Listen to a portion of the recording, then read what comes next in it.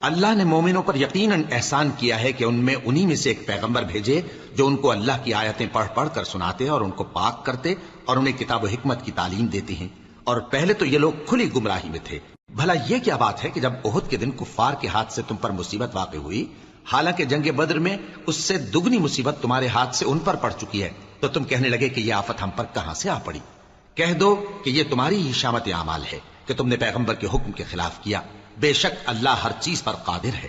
اور جو مصیبت تم پر دونوں جماعتوں کے مقابلے کے دن واقع ہوئی سو اللہ کے حکم سے واقع ہوئی، اور اس سے یہ مقصود تھا کہ اللہ مومنوں کو اچھی طرح معلوم کر لے اور منافقوں کو بھی معلوم کر لے۔ اور جب ان سے کہا گیا کہ آؤ اللہ کے راستے میں جنگ کرو یا کافروں کے حملوں کو روکو، تو کہنے لگے کہ اگر ہم کو لڑائی کی خبر ہوتی تو ہم ضرور تمہارے ساتھ رہتے۔ یہ اس دن ایمان کی نسبت کفر سے زیادہ قریب تھے، منہ سے وہ باتیں کہتے ہیں جو ان کے دل میں نہیں ہیں، اور جو کچھ یہ چھپاتے ہیں اللہ اس سے خوب واقف ہے۔ یہ خود تو جنگ سے بچ کر بیٹھ ہی رہے تھے، مگر جنہوں نے اللہ کی راہ میں جانیں قربان کر دیں، اپنے ان بھائیوں کے بارے میں بھی کہتے ہیں کہ اگر ہمارا کہا مانتے تو قتل نہ ہوتے۔ کہہ دو کہ اگر سچے ہو تو اپنے اوپر سے موت کو ٹال دینا۔ جو لوگ اللہ کی راہ میں مارے گئے ان کو مرے ہوئے نہ سمجھنا، وہ مرے ہوئے نہیں ہیں بلکہ اللہ کے نزدیک زندہ ہیں اور ان کو رزق مل رہا ہے۔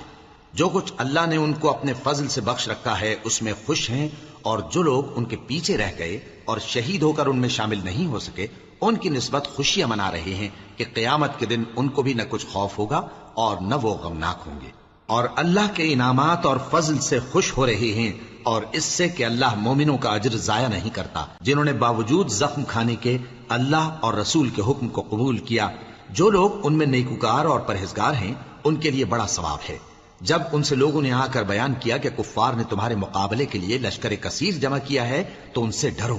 تو ان کا ایمان اور زیادہ ہو گیا، اور کہنے لگے ہم کو اللہ کافی ہے اور وہ بہت اچھا کارساز ہے۔ پھر وہ اللہ کی نعمتوں اور اس کے فضل کے ساتھ خوش و خرم واپس آئے، ان کو کسی طرح کا ضرر نہ پہنچا، اور وہ اللہ کی خوشنودی کے تابع رہے، اور اللہ بڑے فضل کا مالک ہے۔ یہ خوف دلانے والا تو شیطان ہے جو اپنے دوستوں سے ڈراتا ہے، تو اگر تم مومن ہو تو ان سے مت ڈرنا اور مجھ ہی سے ڈرتے رہنا، اور جو لوگ کفر میں جلدی کرتے ہیں ان کی وجہ سے غمگین نہ ہونا، یہ اللہ کا کچھ نقصان نہیں کر سکتے۔ اللہ چاہتا ہے کہ آخرت میں ان کو کچھ حصہ نہ دے،